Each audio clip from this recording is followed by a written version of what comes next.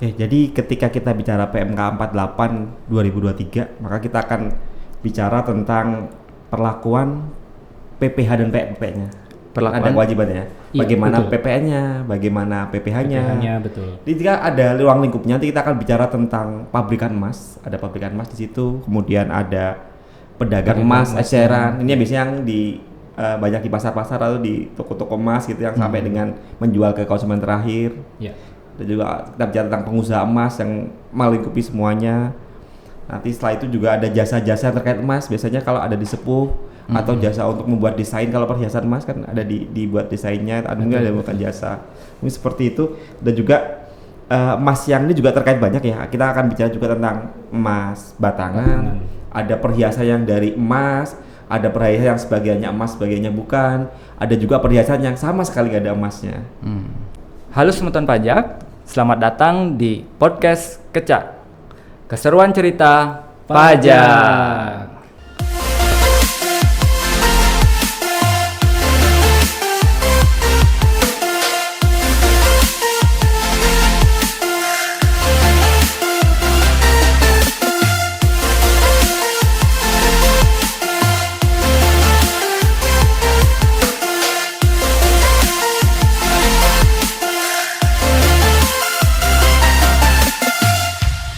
Nah, berbicara mengenai PKP nih Mas Teddy dan Mas Jojo. Dalam perhitungan pajak ini kita ada mekanisme pajak keluaran, pajak masukan nih. Nah, untuk pedagang emas sendiri bagaimana perlakuan terkait dengan pajak masukannya Mas Teddy? Nah, untuk perlakuan pajak masukannya kan memang wajib PKP ya, jadi sudah disebutkan bahwa memang usaha emas itu wajib untuk dikukuhkan sebagai PKP.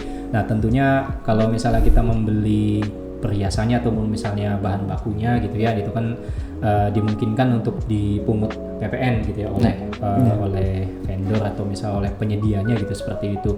Nah, karena ini pemungutannya itu berdasarkan besaran tertentu gitu ya, jadi yang berhubungan dengan penyerahan barang kena pajak atau jasa kena pajak yang PPN terutangnya dipungut dengan besaran tertentu, itu pajak masukannya tidak dapat dikreditkan gitu, seperti itu, tidak dapat dikreditkan. Jadi nanti apabila Semeton Pajak memang mendapatkan PPN masukan gitu ya atas transaksi jual beli emasnya gitu kan, untuk bahan bakunya atau apanya, kemudian nanti menjual emasnya kan nanti memungut PPN dengan besaran tertentu yang tarifnya tadi bisa 1,1 atau 1,65%, itu untuk pajak masukannya tidak dapat dikreditkan, seperti itu. Karena sudah menggunakan besaran tertentu Iya, sudah menggunakan besaran tertentu. Dimana kalau besaran tertentu itu kan istilahnya pajak masukannya itu sudah ditetapkan bahwa sudah dikreditkan sekian persen gitu kan. Ya nanti dikalikan DPP nilai lain, kemudian nanti dikalikan tarif PPN sehingga timbul besaran tertentu. Jadi pajak masukan atas perolehannya tidak dapat dikreditkan, begitu ya. Baik Semeton Pajak, jadi tadi sudah jelas ya. Jadi untuk pajak masukannya karena pada saat menjual itu menggunakan besaran tertentu, jadi pajak masukannya itu tidak dapat dikreditkan ya Semeton Pajak. Jadi tadi sudah dijelaskan terkait dengan kewajiban pemungutan PPH dan PPN atas transaksi emas, perhiasan dan emas batangan. Nah, di lapangan kita jumpai kan mungkin pedagang emas perhiasan bukan hanya menjual emas perhiasan yang bahannya dari emas nih Mas Edi dan Mas Jojo. Melainkan ada juga mungkin yang menyerahkan perhiasan itu yang bahan seluruhnya bukan dari emas, kemudian mungkin ada batu permata, mungkin ada batu lain yang sejenis. Nah, itu untuk aspek perpajakannya bagaimana nih Mas Edi atau Mas Jojo nih? Apakah sama kewajiban perpajakannya seperti penyerahan emas yang bahannya mengandung emas, Mas Jojo? Ya. Jadi hampir sama. Nanti ada dua lagi tuh. PPH pasal 22 sama PPN. Ketika bicara PP pasal 22 sama lagi. Diwajibkan memungut 0,25% kecuali ya tiga tadi. Dikecualikan kepada konsumen akhir. Kemudian kepada yang memiliki PP 55. Iya, sama yang SKB ya. Sama SKB pasal 22. Pasal 22. PPN-nya sama juga. Tapi kalau PPN tarifnya tunggal nih, hanya menggunakan tarif besaran tertentu 1,1% untuk itunya Pak. Oh, berarti untuk aspek PPH ketika nanti perhiasan itu yang bahan seluruhnya mungkin ada sebagian, tidak seluruhnya lah dari emas itu, ada campuran lainnya itu, tetap juga harus melakukan pemungutan PPh 22 ya teman-teman pajak ya. Ada PPh 22, kemudian tarifnya juga sama, simplifikasi ada 0,25, cuma tarif PPN-nya itu berbeda ya. Hanya satu tarif aja ya. Satu tarif, Tadi kan 1,1. ada perbedaan ya, Ya, ketika bicara emas perhiasan, kemudian emas batangan. Nah, ketika untuk yang bahan seluruhnya bukan dari emas itu hanya satu saja ya. Itu hanya 1,1 ya, 1,1 dari harga jual teman-teman pajak. Tadi sudah kita bicara terkait dengan penyerahan emas perhiasan. Kemudian ada emas batangan, kemudian ada penyerahan perhiasan yang bahan seluruhnya mungkin bukan dari emas atau mungkin sebagian emas. Nah, sekarang mungkin terkait dengan terkait jasa nih, Mas Teddy mungkin ya, terkait dengan jasa ketika ada seperti jasa modifikasi, kemudian jasa perbaikan, kemudian jasa pelapisan, penyepuhan. Nah itu kewajiban pajaknya seperti apa Mas Teddy? Nah ini terkait mengenai jasa kena pajak terkait atau jasa gitu, emas ya, terkait emas jasa yang untuk pedagang emas gitu ya, perhiasan. Itu memang ada sedikit perbedaan ya teman-teman pajak semua terkait pemotongan dan pemungutan pajak penghasilannya. Itu jasa yang terkait dengan emas perhiasan atau emas batangan atau perhiasan yang bahan seluruhnya bukan dari emas dan atau batu permata dan atau batu lainnya sejenis, itu dapat berupa misalnya jasa modifikasi, jasa perbaikan gitu ya, jasa pelapisan, jasa penyepuhan, jasa pembersihan gitu. Dan juga bisa ada jasa lain. Jasa lain merupakan nama lain dari jasa yang sebagaimana telah disebutkan sebelumnya gitu. Jadi tidak bisa cakupannya lebih luas gitu ya. Tidak hanya di jasa modifikasi, perbaikan, pelapisan, penyepuhan atau pembersihan, tapi juga jasa yang terkait dengan perhiasan emas tersebut. Itu nanti memang ada dua kewajiban, yaitu PPh dan juga PPN gitu.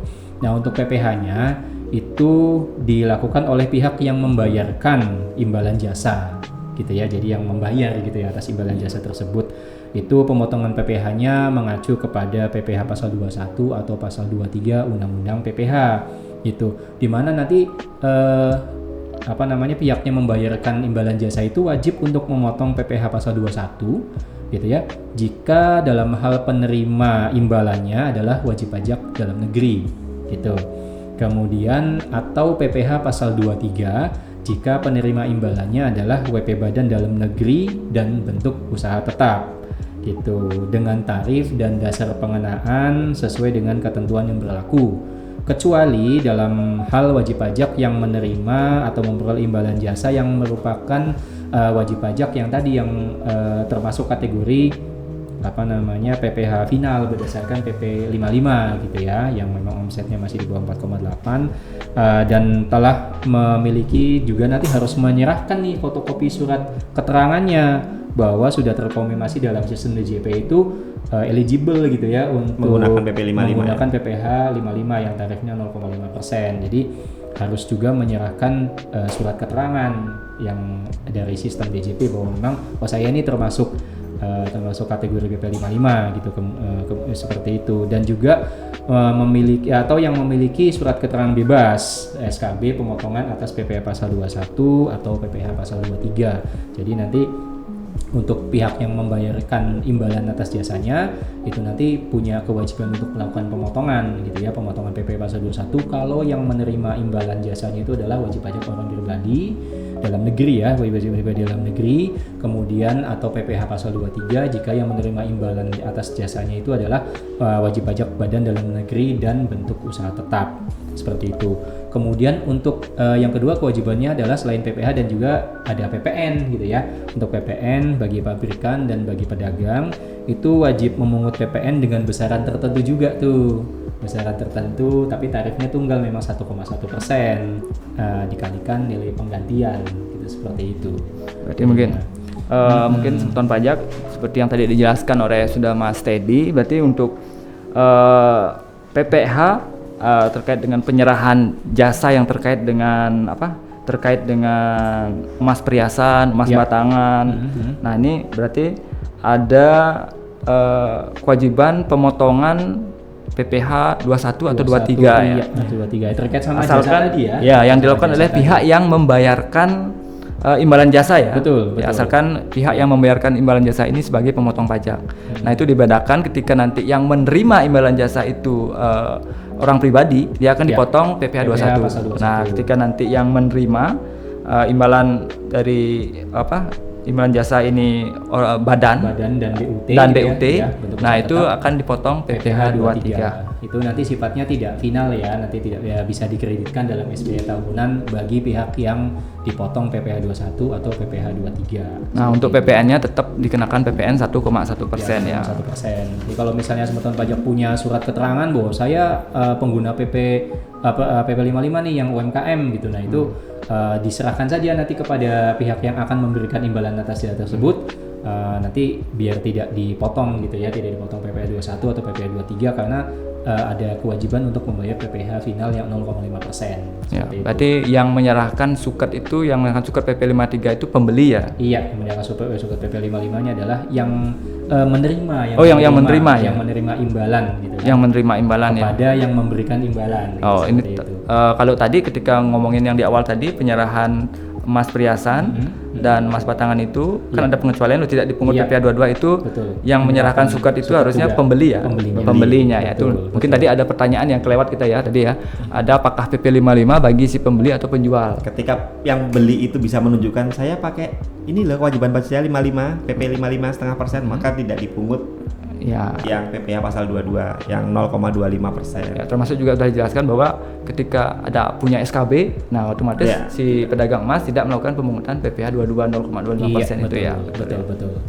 Baik, mungkin sebelum ditutup mungkin Mas Juju dan Mas Teddy mungkin ada penjelasan tambahan terkait dengan rangkuman PPh dan PPN pedagang emas, mungkin dari Mas Juju mungkin ya, Mungkin saya coba di PPh-nya ya. PPh-nya ya. PPh itu agak ini memang ketika kita kembali ke PMK 48 2023, terutama di pasal 2 itu banyak bicara tentang PPh, di mana mungkin saya sedikit bacakan. Menteri menunjuk pihak lain untuk melakukan pemungutan, penyaluran atau pelaporan pajak penghasilan atas penjualan emas perhiasan dan atau emas batangan. Ini menunjuk pihak lain sebagai pemungut. Tadi yang pasal 2, siapa yang ditunjuk? Makanya itu ya, pengusaha emas perhiasan sebagaimana dimaksud pada ayat 2 meliputi pabrikan emas perhiasan dan pedagang emas perhiasan itu ditunjuk sebagai pemungut pasal 22. Pasal 22. Baik dia pengusaha maupun dia pedagang itu sama. Baik pabrikan maupun Pabrikan, pedagang sama ditunjuk sebagai pemungut PPh pasal 22. Jadi apakah nanti dia posisinya sebagai pabrikan, apakah dia sebagai pedagang, itu sama-sama mempunyai ditunjuk sebagai pemungut pasal 22. Pajak penghasilannya adalah pasal pajak penghasilan 22 tadi yang diamanahkan untuk ditunjuk. Kemudian besar pemungutannya adalah 0,25%. Dari tadi beberapa kriteria tuh yang emas perhiasan, Iya. emas yang perhiasan nggak ada emasnya, emas batangan semuanya sama, PPh pasal 22-nya Iya, 0,25%. Lalu ketika dia memungut otomatis harus membuat bukti potong. ya. Baik. Pasal 22 ya, kita bicara pasal 22. Dia di pemungut maka dia harus membuat bukti potong. Kemudian dilaporkan di mana? Di PPh unifikasi. Ketika dia melakukan pelaporan PPh unifikasi, nanti apa yang sudah dipungut tadi pasal PPh pasal 22-nya kemudian dilaporkan di unifikasi. Tadi juga ada sekali disinggung tadi tentang masalah pasal 21 23 ya, tentang jasa ya. Iya. Ketika jasanya itu yang terkait emas oleh orang pribadi di 21, ketika jasanya oleh badan di 23. Iya. Nah, ini tidak termasuk ditunjuk ya. Dalam artian aturannya kembali ke aturan dasar. Betul. Siapa yang boleh melakukan pemotongan PPh pasal 21 atau 23 adalah badan hukum atau orang pribadi yang melakukan pembukuan. Iya. Betul.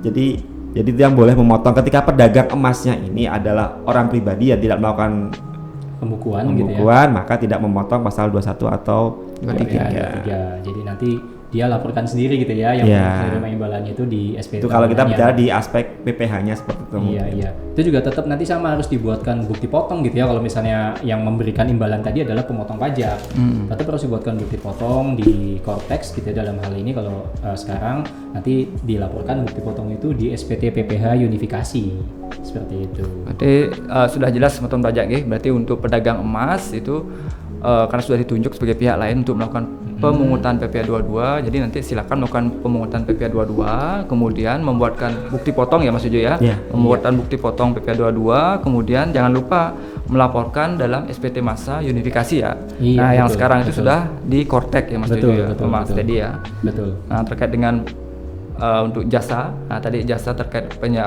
perhiasan emas, nah tadi sudah dijelaskan juga ketika nanti ditunjuk sebagai pemotong, nah itu ada kewajiban melakukan pemotongan PPh 21 dan 23. Betul, Kalau masuk kategori pemotong pajak. Potong pajak. Di sana akan ada kewajiban melaporkan SPT PPh 21 ya. Betul. Untuk yang 21. Iya. Kemudian untuk yang 23 mungkin dijadikan satu ya, diunifikasi Iya, untuk diunifikasi. PPh 22 itu ya, bisa Betul, jadikan betul. satu. Ya, kemudian lanjut lagi juga tadi kan dari aspek PPh-nya ya. Jadi Ya. nanti ada dari aspek PPN-nya itu kewajiban PPN bagi pabrikan atau pedagang itu yang wajib sekali lagi untuk melaporkan gitu ya, melaporkan usahanya untuk dikukuhkan sebagai PKP. Seperti itu. Meskipun peredaran usahanya tidak melebihi batasan pengusaha kecil, yaitu masih walaupun masih di bawah 4,8 miliar, itu tetap harus melaporkan usahanya untuk dikukuhkan sebagai PKP. Jadi semua pabrikan dan pedagang dengan kata lain ini adalah wajib untuk dikukuhkan sebagai pengusaha kena pajak. Seperti itu. Kemudian juga yang kedua, setelah dikukuhkan sebagai PKP, nanti wajib membuat faktur pajak lengkap gitu ya, faktur pajak lengkap sesuai dengan pasal 13 ayat 5 Undang-Undang PPN sejak dikukuhkan sebagai PKP gitu, kecuali penyerahan kepada konsumen akhir. Jadi gunggung. Itu bisa digunggung kalau yang itu. Kalau bukan konsumen akhir, itu harus membuat faktur pajak lengkap nantinya ya, melalui Kortex, nama pembelinya siapa, NPWP-nya, kemudian jenisnya apa gitu, seperti itu, harga jualnya, dan juga nanti ada tanda tangannya seperti itu. Kemudian setelah membuat faktur pajak, nanti juga wajib menyetorkan PPN yang telah dipungut gitu ya oleh pedagang dan juga pabrikan emas tadi itu ke kas negara. Jadi nanti wajib untuk menyetorkan PPN yang sudah dipungut ke kas negara. Kemudian juga setelah itu nanti wajib untuk melaporkan PPN yang telah dipungut itu dalam SPT masa PPN. Seperti itu. Baik. Intinya. Berarti jelas untuk PPN, jadi karena pedagang emas itu wajib dikukuhkan sebagai PKP, berarti Betul. wajib membuat faktur pajak ya tadi Mas tadi Iya. ya, wajib membuat faktur pajak kecuali untuk penyerahan ke konsumen akhir ya, itu ada Iya, pengecualiannya. betul. Itu ada bisa kayak faktur pajak digunggung ya, pedagang Iya, eceran seperti itu ya. betul, Mas. betul. Nah kemudian ketika sudah membuat faktur berarti harus ada pelaporan SPT masa SPT masa PPN ya. PPN. Jadi Iya. pelaporan SPT masa PPN juga sudah ada di Kortex sekarang ya. Iya, seperti itu. Nah, jangan lupa juga menyetorkan PPN yang harus dipungut ya ke negara. Yang sudah dipungut. Iya, PPN sudah dipungutnya harus disetor juga. Nanti. Terus kemudian juga nanti setelahnya kan kewajiban permasak nih beli ya, Iya. ya Mas Ujo. Nanti juga ada kewajiban yang tahunan nih. Oh iya. Gitu sebagai wajib pajak gitu kan nantinya. Nah, tadi kan sudah kita ngomongin banyak terkait dengan pemotongan pemungutan mungkin ya Mas Iya. Yudi ya. Nah, terkait dengan kewajiban dari SPT tahunannya. Nah, ini gimana nih pedagang emas ini? Berarti pedagang emas tetap memiliki kewajiban SPT tahunan. Jangan Betul, lupa ya betul, untuk melaporkan jangan SPT lupa. tahunan, berapa omsetnya, mungkin berapa keuntungannya mungkin ya, nanti mungkin kena tarif umum ya, umum ya. Kalau memang tidak menggunakan tarif final PP 55 Jika ya. masih masuk kriteria sebagai pengguna PP 55, pedagang emas pun boleh menggunakan PP 55 yang tarifnya untuk melaporkan penghasilannya sendiri ya. Iya, betul. Tadi kan bicara ketika dia menjual dia harus memotong. Nanti ketika endingnya penghasilan dia berapa, pelaporan SPT tahunannya boleh menggunakan PP 55 selama masih memenuhi syarat untuk menggunakan PP 55 atau menggunakan tarif seperti biasa dengan melakukan pembukaan apabila tidak menggunakan PP 55. Berarti sekaligus menjawab pertanyaannya mungkin ya dari semotoran pajak Atau ya. mungkin bisa kita ini aja ya, kita mulai satu persatu kali ya. Satu persatu ya. Kita mulai diskusi. Nah, ya sebelum itu juga bagaimana cara melapor ke SPT tahunan, semuanya kan lewat Kortex. Nah, sebelum itu berarti semotoran pajak itu harus juga melakukan yang namanya aktivasi akun Kortex gitu ya. Aktivasi akun Kortex. Aktivasi Betul. akun Kemudian Kortex. selain aktivasi juga ada karena tanda tangannya sudah elektronik. Iya. Ayo semotoran pajak aktivasi akun Kode Kortex, kemudian otorisasi. daftarkan kode otorisasi itu sebagai Otorisasi pengganti izinnya. tanda tangan. Biar Sudah nanti- ada semua petunjuknya ya di YouTube-nya Iya, Direktorat YouTube-nya Jenderal Pajak sudah ada. Nanti bisa semotoran pajak ikutin saja untuk bagaimana cara mengaktifasi akun Kortex, kemudian membuat passwordnya seperti apa, kemudian juga nanti untuk aktivasi kode otorisasi, karena kan itu berfungsi sebagai tanda tangan elektronik gitu ya untuk pelaporan SPT maupun nanti layanan-layanan yang lain gitu, seperti itu. Jadi jangan lupa untuk segera diaktifasi akun konteksnya dan juga aktivasi kode otorisasi atau passphrase-nya gitu ya, seperti itu. Nah mungkin coba kita jawab Mas Jojo. Oke. Ini ada pertanyaan dari Karisma ya, 130193 ya.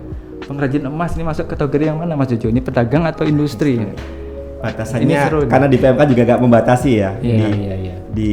Tapi ketika ada sifat untuk melakukan produksi, kalau di PMK-nya kan dia ada kegiatan untuk memproduksi perhiasan gitu kan katanya ya.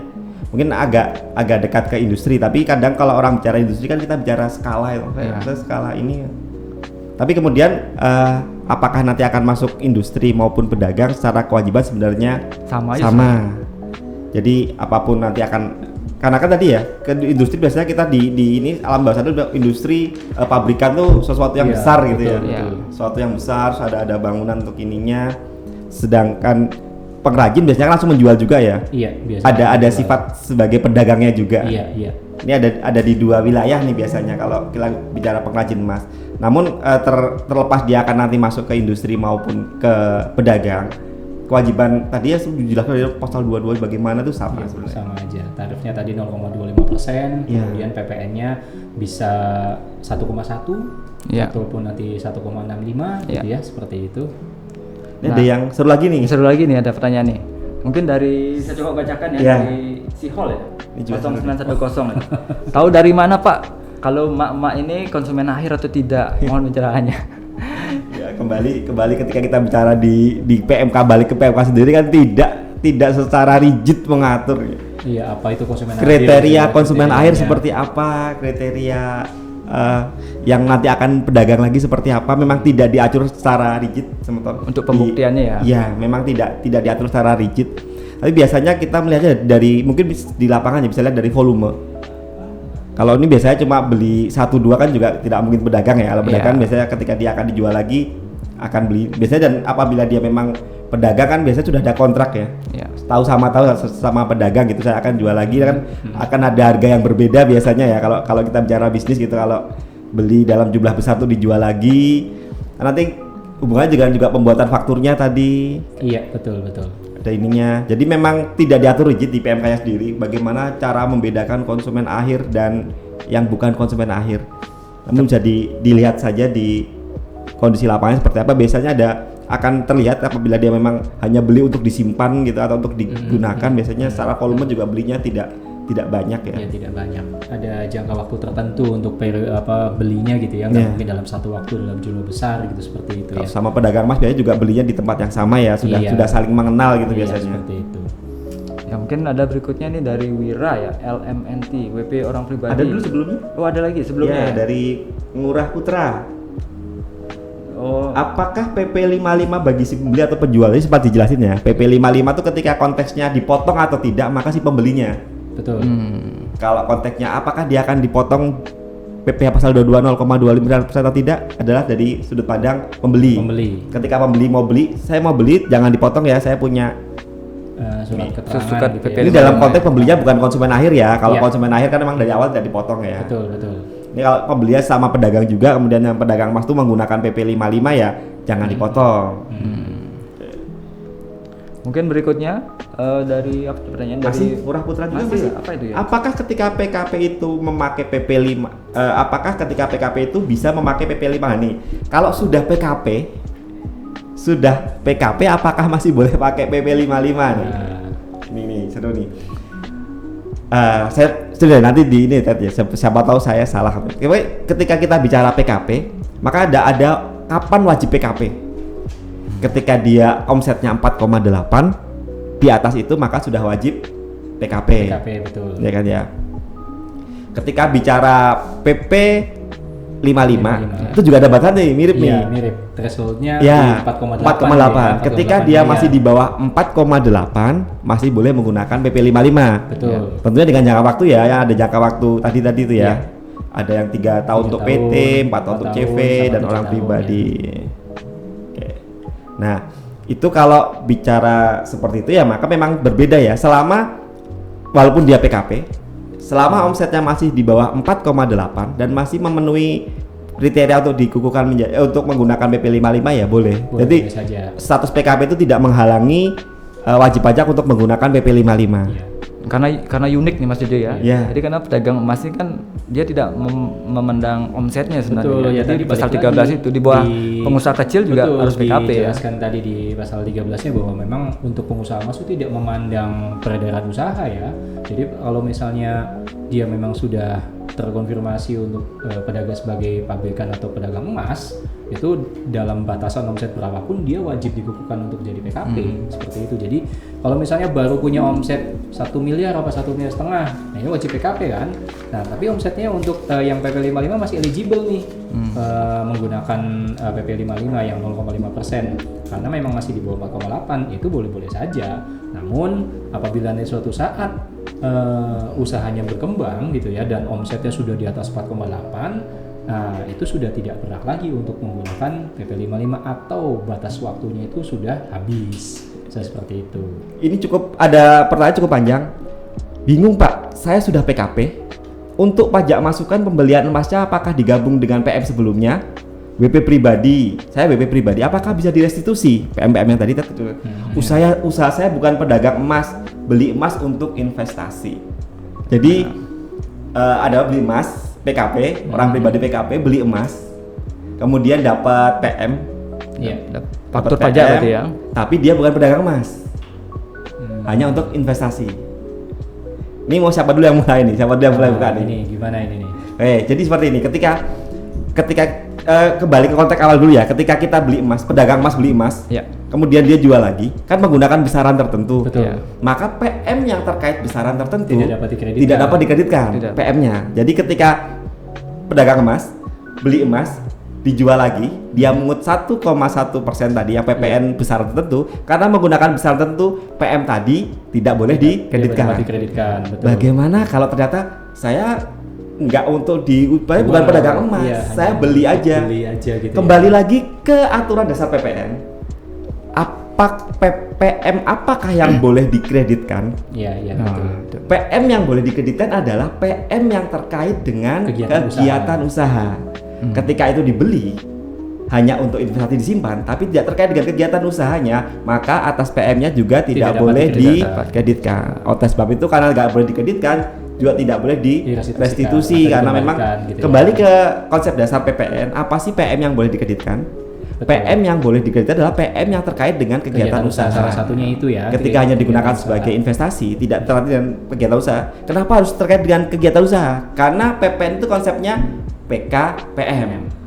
Ada PK yang dijual usahanya, ada PM-nya. Nah, ketika PM ini ternyata bukan untuk menghasilkan PK, maka tidak boleh dikreditkan. Betul seperti itu. Baik, mungkin seperti itu Semeton Pajak. Mudah-mudahan penjelasan dari Mas Jojo bisa menjawab nggih. Baik, mungkin ada lagi yang mau disampaikan? Cukup ya? Cukup. Oke. Baik. Nggak ada jamnya Mas. Terima kasih banyak untuk kepada Mas Jojo dan Mas Teddy yang sudah sangat gamblang ya menjelaskan aspek pajak perdagangan, aspek perpajakan terkait pedagang emas. Nah, kemudian terima kasih banyak juga kami sampaikan kepada Semeton Pajak yang telah join di edukasi kita pada hari ini yang membahas terkait dengan pedagang emas. Jadi kami harap informasi yang kami sampaikan tadi dari 1 jam sudah 1 jam ini dapat membantu Semeton Pajak semua untuk memahami kewajiban pajaknya, khususnya terkait dengan aspek pajak pedagang emas ya. Bagaimana cara pengenaan pajaknya dengan benar. Jangan lupa juga untuk selalu mematuhi peraturan pajak yang berlaku. Kemudian sampai jumpa di podcast berikutnya. Kami akan membahas topik menarik lainnya tentu terkait dengan perpajakan. Nah, kemudian jangan lupa ketika nanti kawan pajak atau Semeton Pajak ada pertanyaan mungkin, nanti silakan bisa menghubungi kami di WA Helpdesk Kanwil DJP Bali di bio ada di Instagram. Jangan lupa juga untuk mengetahui update perpajakan lainnya di media sosial kami lainnya, ada di YouTube. Nah, untuk kemudian ini sekali lagi mengingatkan juga nih kepada Semeton Pajak semua, karena sudah menjelang akhir tahun, siap-siap untuk menyampaikan SPT tahunan 2025 di mana sudah dilaporkan di Kortek. Nah, Untuk tata cara pengisian tutorial itu sudah tersedia ya di Ditjen Pajak RI, di Bapak Ibu semeton pajak semua yang pengen lebih awal mengetahui bagaimana cara pengisian SPT tahunan orang pribadi, bagaimana cara pengisian SPT badan, baik beberapa sektor juga ada, sektor perdagangan, untuk profesi, manufaktur itu sudah tersedia di YouTube Ditjen Pajak RI, semeton pajak. Nanti bisa dilihat-lihat. Nah, minggu lalu juga sudah dirilis ada simulator ya, ada simulator untuk pengisian SPT tahunan badan ya. Nah, mungkin untuk SPT tahunan OP itu akan menyusul ya, mungkin dalam waktu yang dekat, dalam tidak lama lagi akan di launching juga. Baik, semeton pajak, mungkin karena sudah waktu kami pamit, mohon undur diri. Pajak tumbuh, Indonesia tangguh. Sampai jumpa. Matur sukses semeton sami.